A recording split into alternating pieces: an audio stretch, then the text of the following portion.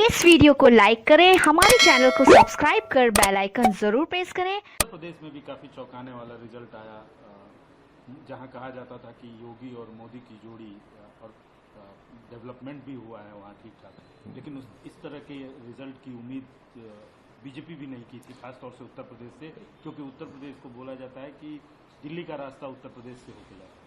नहीं, इसीलिए तो मैं कह रहा हूं कि एक बेहतरीन मौका पूरे देश में था बीजेपी को मुकम्मल हराने का, चाहे उत्तर प्रदेश हो, बिहार हो या देश के बड़ी बड़ी प्रदेश हो।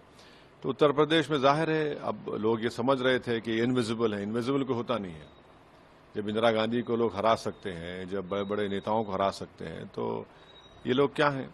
तो इसीलिए जहां से जिस प्रदेश से प्रधानमंत्री खुद आते हैं, आज वहीं पर उसके अतराफ में जितनी सीटें हार गए, बनारस के अतराफ में कितनी सीटें हार गई बीजेपी, आप देख लीजिए कितनी सीटें हार गई।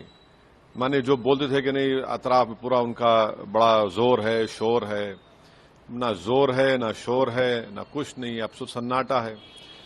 मगर क्या प्रधानमंत्री एक बैसाखियों के सहारे सरकार चलाएंगे?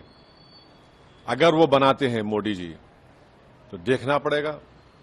बैसाखी किसको बोल रहे हैं, चंद्रबाबू नायडू? नहीं, देखिए जो 400 की बात कर रहे थे, जो नहीं सुनिए बैसाखी दोनों तरफ होती है। नहीं सुनिए, जो 400 की बात कर रहे थे, जो बोल रहे थे कि सब खत्म हो जाएगा, और जो कह रहे थे कि जो फुला भक्त होगा वही दिल्ली में राज करेगा, अब किसके भक्त बनेंगे ये? अब किसके इशारे पे काम करेंगे? तो ये देखना पड़ेगा। ये देश देखना चाह रहा है। जो बुलंगबांग दावे करते थे, आज वही उनके लिए गले का सांप बन गया है। आपने अभी एक स्टेटमेंट दे दिया कि बैसाखी के सहारे चलाएंगे। बैसाखी कौन? बहुत है, बहुत होंगे, आप देखते जाइए। कल के बाद बहुत सी चीजें, अभी तो पूरा मुकम्मल रिजल्ट तो नहीं आया ना। हमको लगता है कि बीजेपी 272 का मार्क नहीं टच करेगी, लगता है। जब हो सकता है कि मैं गलत भी हो जाऊं, मगर जब काउंटिंग हो रही है, बड़े बड़े उनके नेता हार रहे हैं।